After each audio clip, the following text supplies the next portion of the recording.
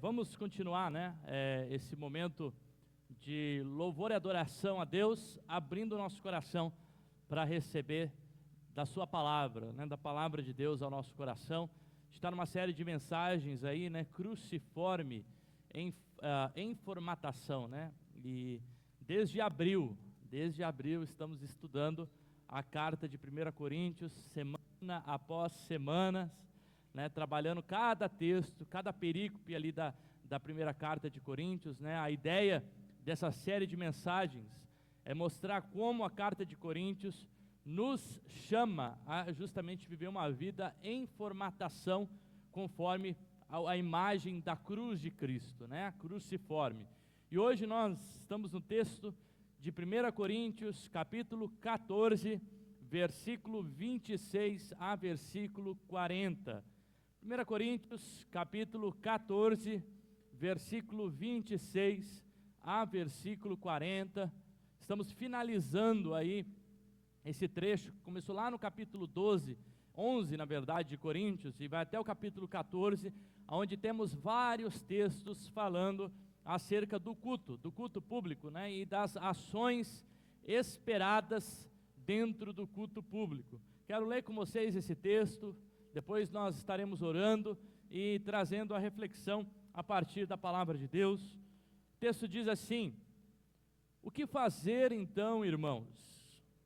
Quando vocês se reúnem, um tem salmo, outro tem um ensino, este traz uma revelação, aquele fala em línguas, e ainda outro faz a interpretação. Que tudo seja feito para a edificação. No caso de alguém falar em línguas, que não sejam mais do que 2, quando muito 3, isto sucessivamente até que haja um intérprete. Mas, não havendo quem interprete, fique calado na igreja, falando consigo mesmo e com Deus. Tratando-se de profetas, falem apenas 2 ou 3, e os outros julguem. Se, porém, vier uma revelação a alguém que esteja sentado, cale-se o primeiro, porque todos poderão profetizar, um após o outro, para que todos aprendam e sejam consolados. Os espíritos dos profetas estão sujeitos aos próprios profetas, porque Deus não é um Deus de confusão e sim de paz, como em todas as igrejas dos santos. Que as mulheres se conservem caladas nas igrejas, porque não lhes é permitido falar, mas estejam submissas, como também a lei a determina. Se, porém, querem aprender alguma coisa, perguntem primeiro em casa ao seu próprio marido, porque para a mulher é vergonhoso falar na igreja. Por acaso a palavra de Deus se originou no meio de vocês, ou será que ela veio exclusivamente a vocês? Se alguém se considera profeta ou espiritual, reconheça que o mandamento do Senhor que estou vos escrevendo, e se alguém ignorar, será ignorado. Portanto, meus irmãos, procurem com zelo o dom de profetizar e não proíbam que se falem línguas. Tudo, porém, seja feito com decência e ordem. Vamos orar, Pai? Estamos diante da Tua palavra e nós cremos que a Tua palavra ela é inspirada e revelada pelo Teu Espírito. Ajuda-nos, ó Deus, a interpretar Tuas Escrituras. Ajuda-nos a ter uma compreensão correta daquilo que o Senhor pretende falar à Tua comunidade. Nos ajuda, Pai, a trazer aquilo que o Senhor realmente quer falar à Tua comunidade, aquilo que o Senhor quer falar aos corações, aquilo que o Senhor quer falar à Tua igreja. Deus, que esse texto possa ser elucidado para a gente, de forma que ele venha fazer não apenas sentido na nossa mente, mas também no nosso coração. É essa a minha oração no nome do Senhor Jesus Cristo. Amém. A gente viu que uma das vantagens da gente trabalhar texto após texto das Escrituras é que a gente não pode fugir de nenhum deles, né? Na leitura, talvez algumas pessoas já sentiram, né, o que será que o pastor vai falar a partir desse texto, né? Como que ele vai trazer a explicação, principalmente ali talvez dos versos 34 e 35, no que diz respeito à participação da mulher no culto público, né? E eu gostaria de tentar trazer o texto da forma mais fiel possível, né? A fim de que, eu acho que essa é sempre a nossa ideia, de quando a gente vai para o texto, a gente vai com as nossas ideias, aquilo que a gente pensa acerca da interpretação do texto.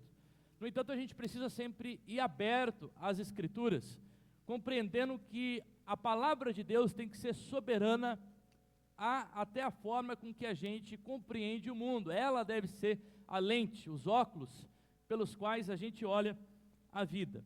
Então vamos começar aqui, a palavra, nós vemos aqui desde o capítulo, nesse último trecho, o autor finaliza o assunto do culto público, né? A partir do capítulo 15 ele vai para outro assunto, vai trabalhar a questão da ressurreição de Cristo.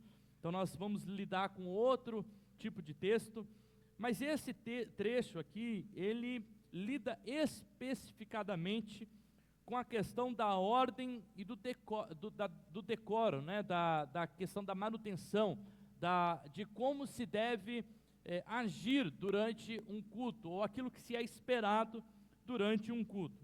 O assunto do culto público inicia lá no capítulo 11, quando ele já começa falando, né, de algumas questões acerca do cabelo da mulher, de comportamentos inadequados, depois acerca da ceia do Senhor, comportamentos inadequados acerca da ceia do Senhor, sobre os dons espirituais, os abusos que estavam acontecendo acerca dos dons espirituais. Capítulo 13 ele coloca a temática do amor como o caminho mais excelente. Capítulo 14 ele trabalha de novo a ideia dos dons espirituais, e aqui agora ele começa a tratar especificadamente acerca da ordem do decoro dentro do culto público, e esse é o assunto que ele vai finalizar.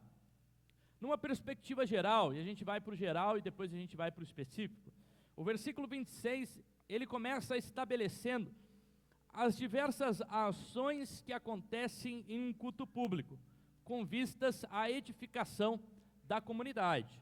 Então o texto vai dizer que um traz o salmo, o outro traz o ensino, o outro traz a revelação, outro fala em línguas, o outro traz a interpretação e o outro traz a profecia dentro do culto. Ou seja, o culto, ele apresenta uma característica diversa e democrática, com vários elementos que enriquecem justamente a espiritualidade e a adoração dentro de um culto. O discorrer desse texto, a partir do versículo 27, apresenta uma defesa a um culto que seja ordeiro, pacífico e com uma liberdade que seja inteligível e controlada. E como que Paulo faz isso? Ele apresenta o texto no seguinte fluxo, ou na seguinte estrutura. Versículo 27 e 28, ele fala acerca da ordem sobre falar em línguas, o dom de falar em línguas. Ele fala, olha, quando vocês falarem em línguas, falem aí 2 ou no máximo 3, cada um, não falem todos ao mesmo tempo, e quando falarem em língua, que haja o intérprete. Se não houver o intérprete, resguarde o falar em língua para dentro da casa de vocês, porque não tem edificação para a comunidade.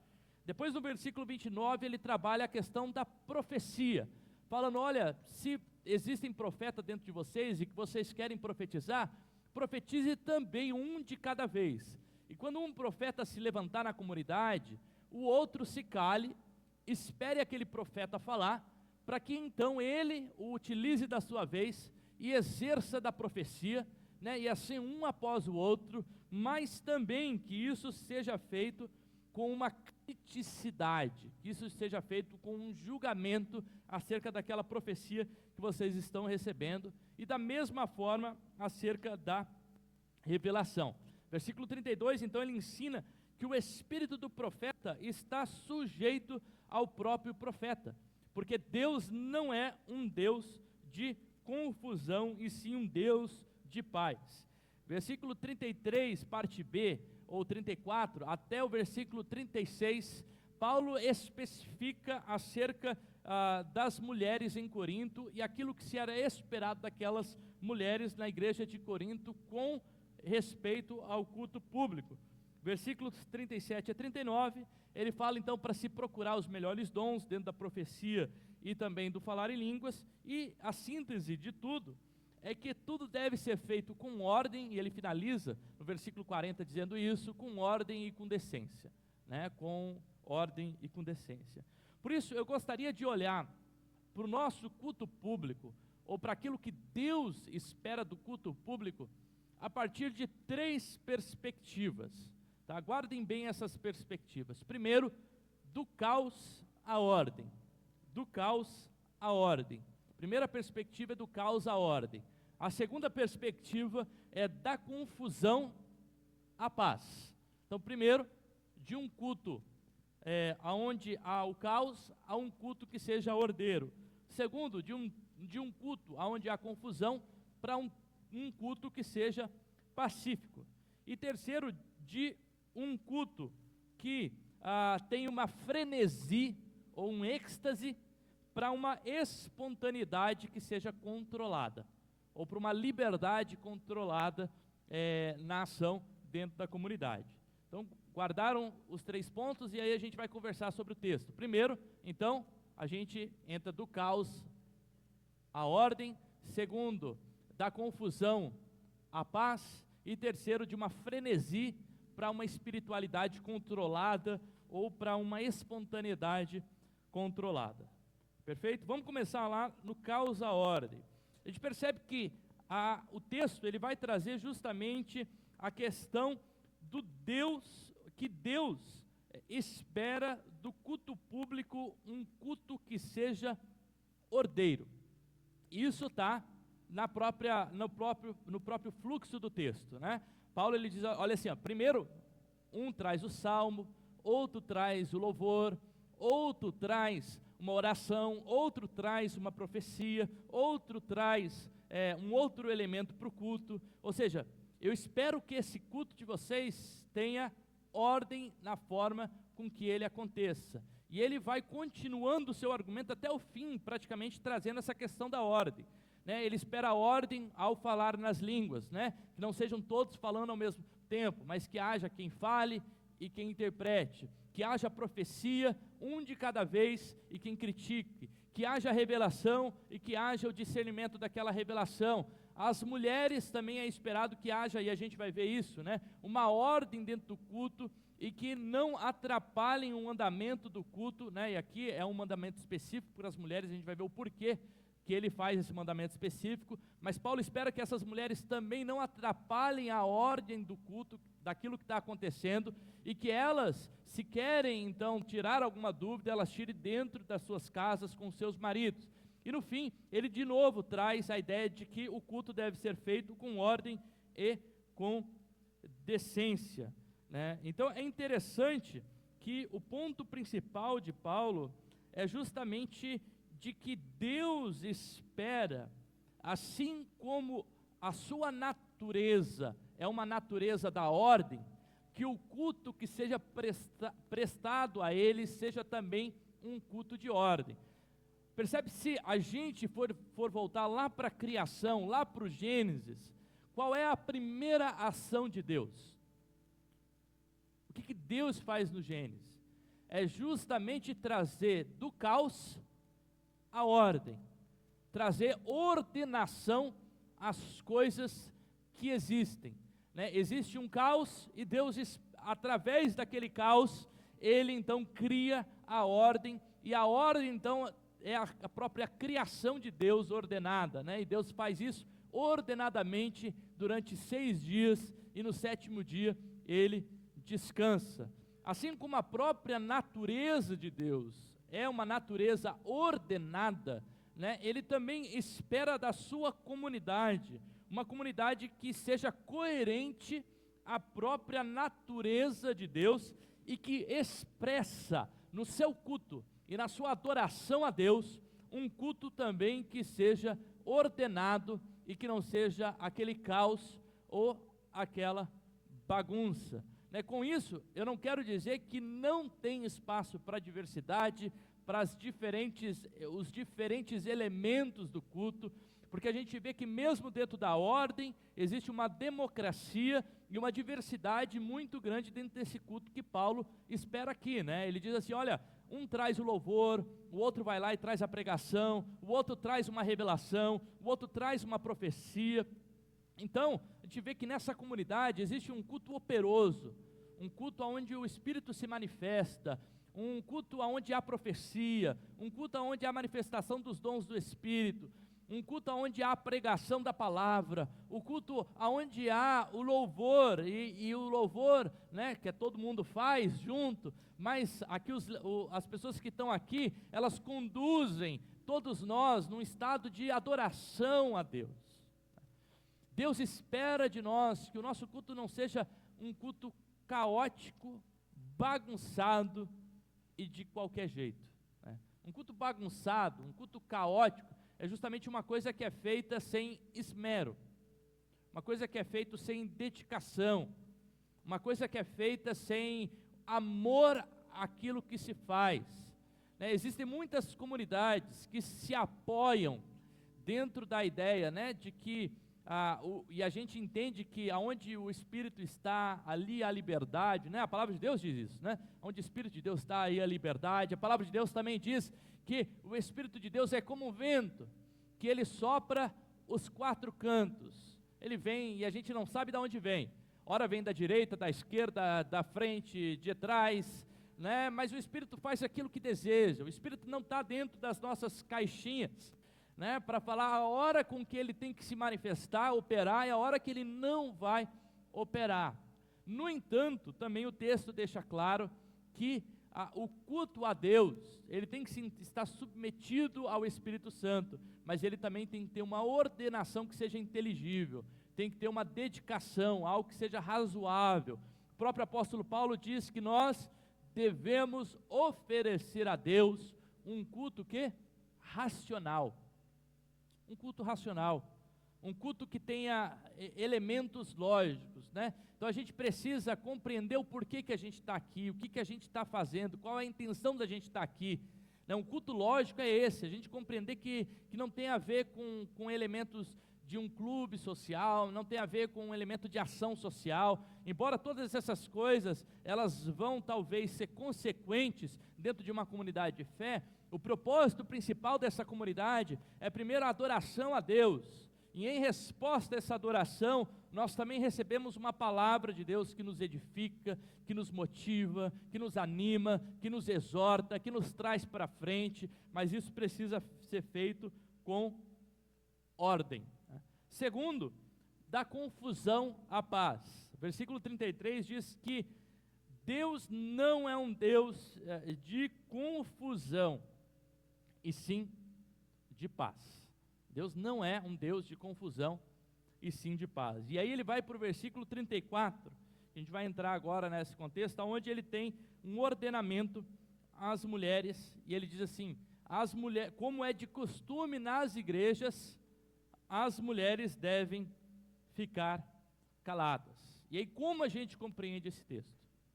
E aí, quando a gente vai estudar, né, eu comecei a ler um comentário lá, o comentarista falou assim, existem pelo menos 15 tipos de interpretação para esse texto, né? A gente não vai trabalhar os 15 tipos de interpretações que existem para esse texto, tá? Não é a ideia hoje que seja uma aula teológica aqui sobre as interpretações do texto, né? Mas sim que a gente procure compreender com esmero o que esse texto disse, ou o que Paulo disse no seu contexto original. Algumas interpretações que eu acredito que não faz sentido, mas que é bom que a gente compreenda, justamente para que a gente saiba e compreenda o texto melhor. Primeiro, existe gente que lê esse texto e diz que a mulher não deve falar nada no culto, não deve participar do culto. A mulher não deve ter voz ativa no culto. Então a mulher não poderia ensinar, não poderia cantar no louvor, não poderia fazer uma oração na frente de um no púlpito. Então tudo que envolvesse, de certa forma, a fala da mulher, seja ela em qualquer contexto dentro do culto público, a mulher deveria estar exclusa a isso. E algumas igrejas compreendem dessa forma e talvez agem dessa forma dentro da sua liturgia e da forma com que creem. Só para quem já veio hoje aqui percebeu que a gente já não crê assim, né? A gente já viu o louvor aqui, as mulheres estavam participando, né? Quem participa da comunidade sabe que as mulheres têm aqui uma participação ativa na nossa comunidade. Primeiro, por que eu não compreendo que Paulo está falando isso? Porque para mim, se Paulo estivesse falando isso, ele estaria se contradizendo tudo o que ele diz nas outras cartas e na própria carta de Coríntios. Te lembra que lá em 1 Coríntios 11, 5, Paulo diz que toda mulher, quando ora ou profetiza, deve orar ou profetizar com a cabeça descoberta, né? Ele fala, deve orar com a cabeça coberta, porque isso é desonra. Ou seja, Paulo, ele diz, né, já ali que dentro do culto público, e ali no capítulo 11 ele começa a falar desse culto público, existem as mulheres que estão orando e profetizando. Isso está acontecendo no culto público. Não só isso, né? Não é só isso. Os capítulos 12 a 14 falam acerca da ação de Deus concedendo dons. E ali diz que Deus concede dons a todos da comunidade. A uns Deus concede palavra de sabedoria, a outros Deus concede falar em línguas, a outros Deus concede ser mestres, a outro Deus concede serem apóstolos, outro Deus concede serem profetas. E aqui Paulo em nenhum momento faz distinção de gênero. E a gente não crê que os dons de Deus têm distinção de gênero, né? Que Deus, ele opera por meio das pessoas que estão dentro de uma comunidade. Então não há uma distinção de gêneros. Os dons pertencem às pessoas que estão na comunidade. O próprio Paulo lá em Gálatas diz que em Cristo Jesus não há homem, não há mulher. Ou seja, essa divisão de gênero, quando em Cristo Jesus eles são olhados a partir de uma mesma perspectiva. A carta de Paulo a Romanos, capítulo 16, Paulo cita um número de mulheres que o acompanham e são cooperadoras no seu ministério. Trifena, Trifosa, ele fala até de uma notável entre os apóstolos que se chamava de Júnias. Ele fala de uma diaconisa, Febes, que está lá na comunidade, né? Quando Paulo está em Coríntios, uma pessoa que tem uma atuação extremamente atuante na comunidade é Priscila, né? Então, se Paulo tivesse dizendo as mulheres não falem dentro da igreja, ele estaria se contradizendo tudo o que ele disse na própria carta de Coríntios e nas outras cartas. Então, esse argumento parece não ter lógica, né? E Paulo não poderia estar dizendo isso, que a mulher não deveria ter uma participação dentro do culto público. Então, a gente acredita que essa não seja a possibilidade. A segunda possibilidade que a gente pode descartar é a possibilidade de que essa é uma inserção posterior de algum escriba, de alguém, né? Algumas pessoas vão dizer que é uma inserção posterior, porque Paulo está falando de ordem e desordem no culto, e de repente ele fala das mulheres, né? Só que esse argumento é muito fraco, e eu só vou citar um motivo e já vou passar para o próximo. Justamente porque quando você faz análise de todas as testemunhas, manuscritos, escritos desde o 2º século até o 16º século, que a gente tem sobre esse texto, em nenhum deles existe a ausência desse texto, né? Se é um texto que foi adicionado posteriormente, possivelmente a gente teria vários textos que estariam faltando, e não existe isso. Então é um argumento muito fraco, também não é uma interpolação. E aí a gente vai para os dois argumentos que fazem mais sentidos para gente trabalhar esse texto, porque que as mulheres, o Paulo dá esse ordenamento às mulheres para ficarem caladas. O primeiro argumento é que as mulheres estavam de alguma forma questionando, interrompendo e com falatório durante o culto público, e aquilo estava atrapalhando o culto público. É como se eu estivesse aqui pregando e de repente os irmãos ficassem conversando um com o outro, né? E aí imagina isso acontecendo durante um culto, 2 cultos, 3 cultos, né? E as pessoas, você está falando aqui na frente, as pessoas estão conversando, as pessoas estão olhando o celular, as pessoas estão, sei lá, fazendo outra coisa que não cultuando. Então, a gente não espera, dentro da, vamos dizer, da norma, daquilo que se é esperado do bom senso, que o culto público seja um local de falatório, de conversa. Pelo contrário, a gente espera que a gente venha para o culto para adorar a Deus, para ouvir a palavra, para refletir sobre aquela palavra. É aquilo que se é esperado do culto público, né? E no contexto aqui dessa igreja primitiva, a gente imagina que Paulo está falando para uma igreja greco-romana, com a sua liderança judaica, né, ou judia, e quando ele está tratando com essa liderança, a gente lembra que no primeiro século, as mulheres, elas recebiam uma educação formal menor do que a dos homens. Não quer dizer que elas não tinham educação nenhuma formal, mas que normalmente elas tinham uma educação menor. Em alguns casos, só aprendia mesmo as questões domésticas da própria casa, embora mesmo que isso seja diminuto ou menor no contexto greco-romano.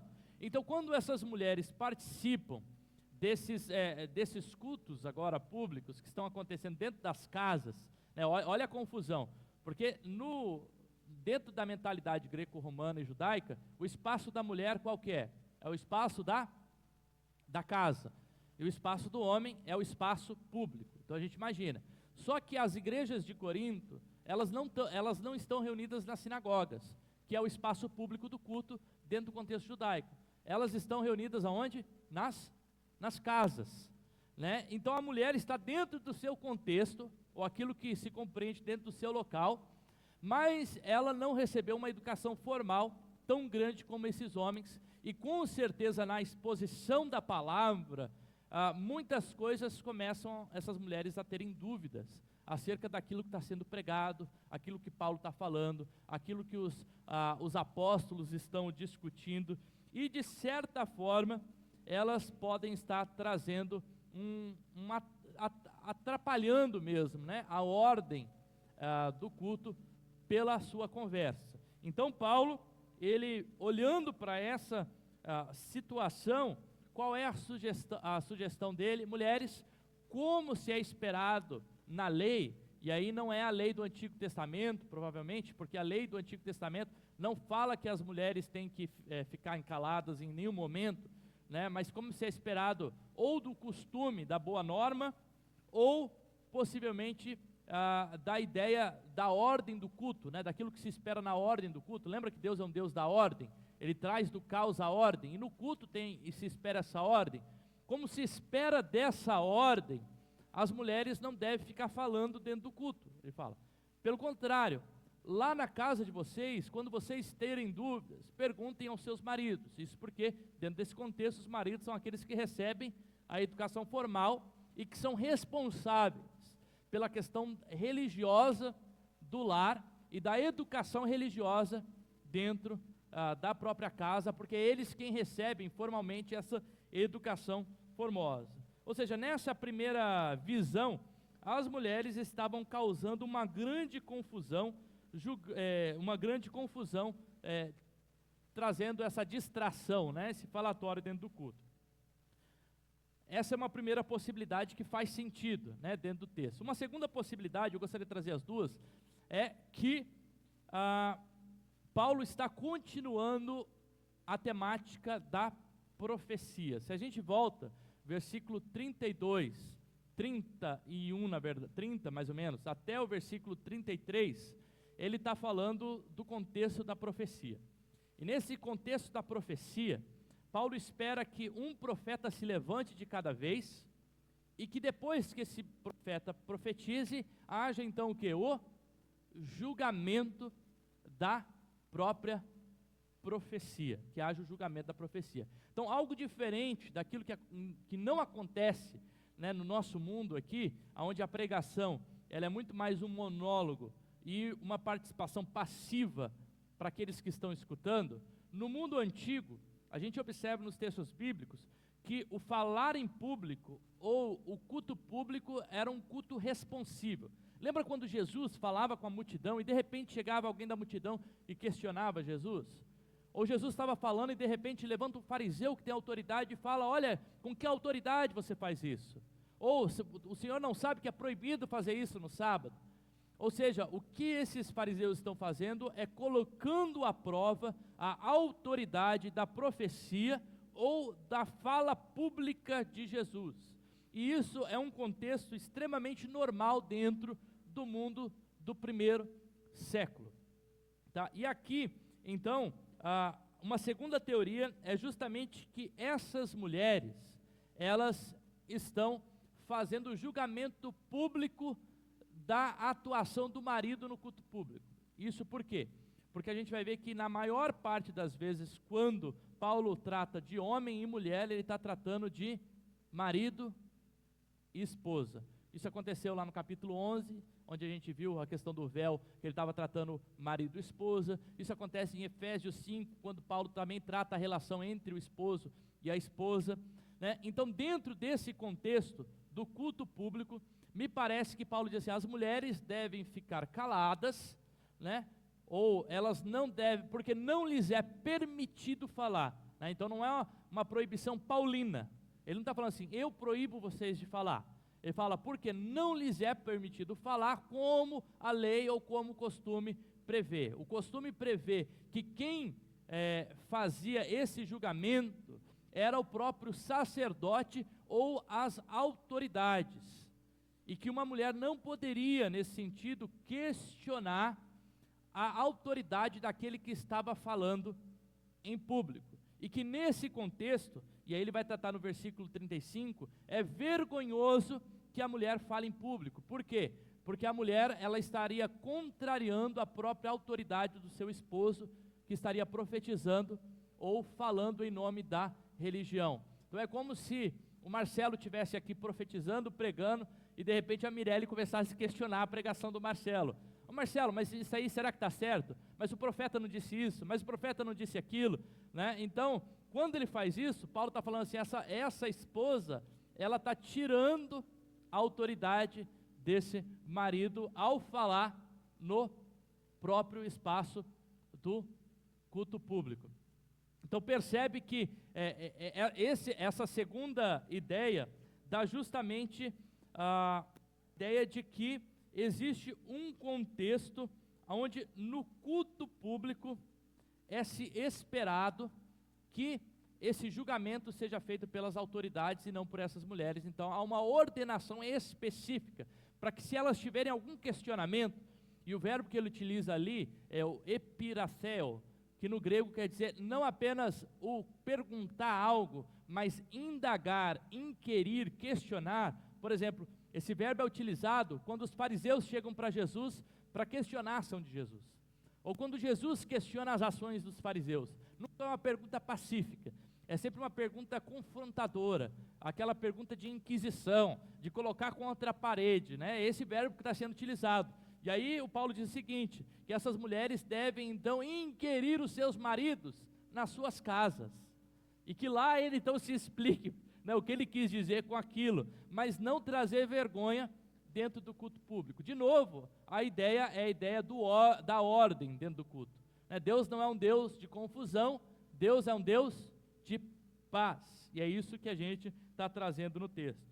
Então, um segundo elemento que a gente vê aqui, dentro dos versículos 33 a 36, é justamente estabelecendo que o culto público não é esse lugar da confusão, não é esse lugar onde os irmãos estão se levantando, né, um contra o outro, olha, o que está falando é mentira, né? Pelo contrário, é o local onde a gente deve, embora a gente tenha as nossas divergências, a gente deve andar numa mesma unidade, no mesmo sentido, olhando para o mesmo caminho, onde a gente deve cooperar para a edificação daquela comunidade, para que aquela comunidade cresça de forma sólida. Deus espera do culto, que o culto não seja uma grande confusão, né? E principalmente, né, ele trazendo aqui o contexto do esposo e da esposa, né? Mas a gente pode pensar em outras confusões que a gente pode tratar hoje dentro dos nossos contextos. E por fim, Paulo trata aqui a questão da frenesi a uma espontaneidade controlada. E isso a gente vê duas vezes Paulo repetindo. Primeiro ele repete que o espírito é sujeito ao profeta. O espírito é sujeito ao profeta. E depois diz que as mulheres devem estar sujeitas. E ali não diz que as mulheres devem estar sujeitas aos seus maridos. Coloca lá para a gente no versículo 35, eu acho. Versículo 35. Porque, não, acho que é o 34, volta um. Porque não, que estejam submissas, estejam sujeitas. Submissas ao quê? A gente lê às vezes o texto já entendendo que estejam submissas aos seus maridos, sujeitas ao seu marido. Essa é uma possibilidade, porque vai trazer depois, no próximo versículo, a questão da relação entre esposo e esposa. Mas também pode-se entender que elas estejam submissas ou sujeitas a essa ordenação do culto.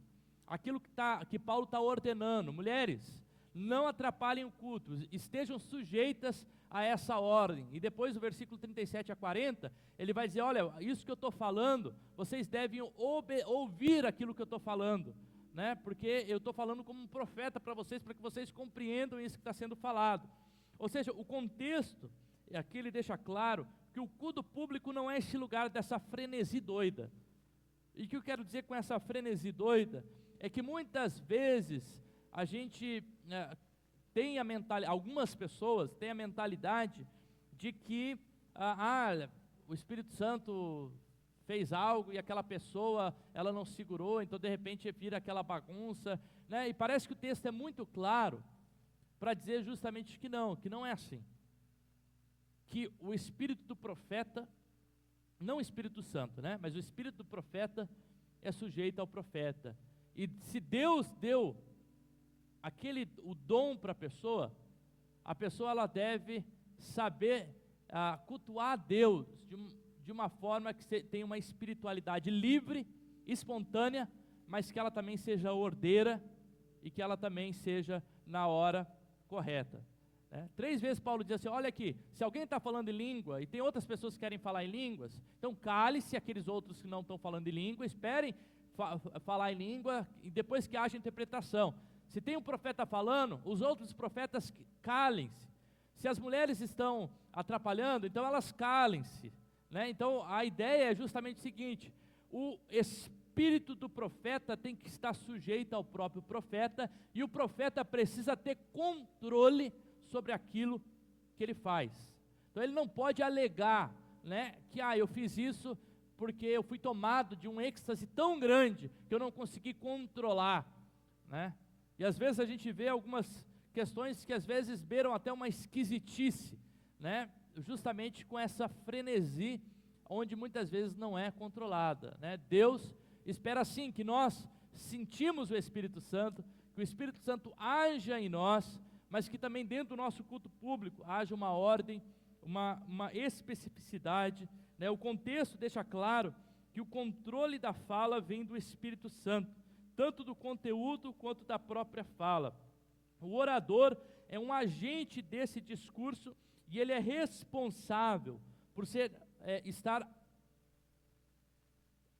adaptável ou sensível à orientação do próprio Espírito e daquilo que o Espírito deseja fazer dentro do culto público.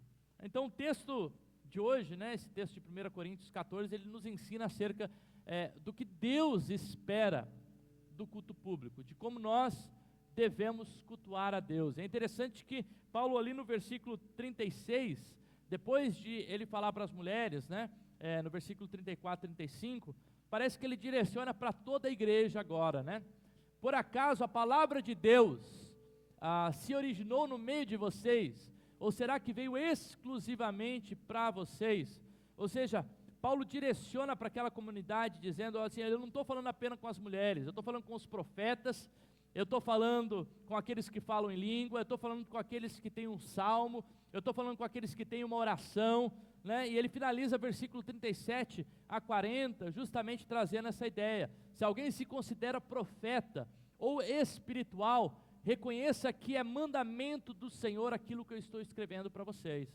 Ou seja, é Deus, né, como ele disse, aquilo já foi ordenado em todas as igrejas, é Deus quem espera de vocês, versículo 38, né, que se alguém ignorar isso, será também ignorado.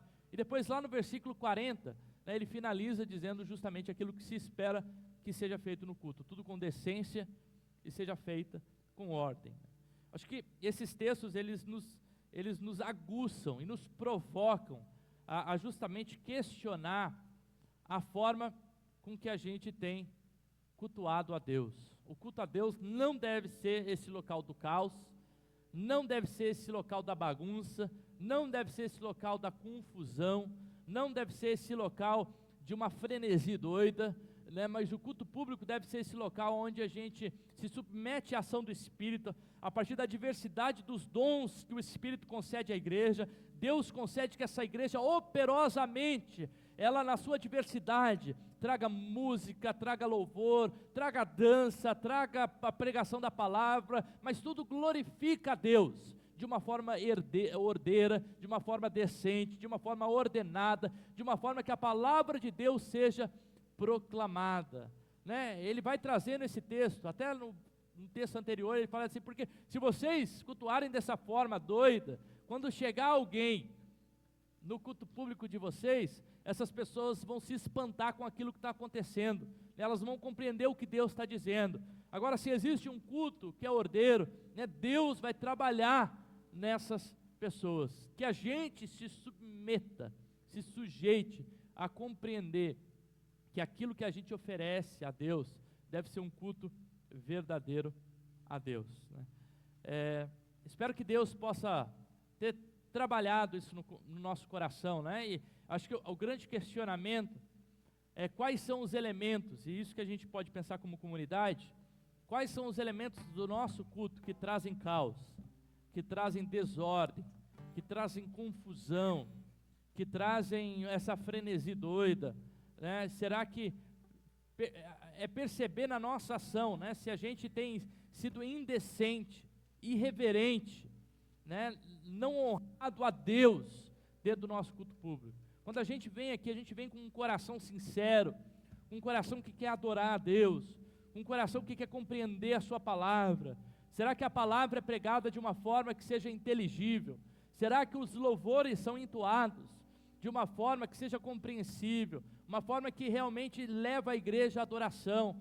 As orações que são feitas, percebe? Cada elemento do culto deve cooperar para isso que a palavra de Deus nos ensina, que a gente esteja submisso e sujeitos ao Espírito de Deus, né? Não só nessa noite, mas no nosso culto, tanto culto público, quanto até nosso culto privado, né? Dentro das nossas casas e que a gente oferece a Deus. Quero orar com você nessa noite.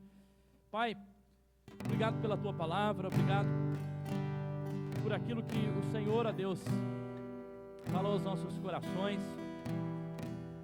Quero pedir que o Senhor possa fazer, Jesus, que tudo aquilo que a gente oferece aqui seja sempre o melhor para o Senhor, Pai.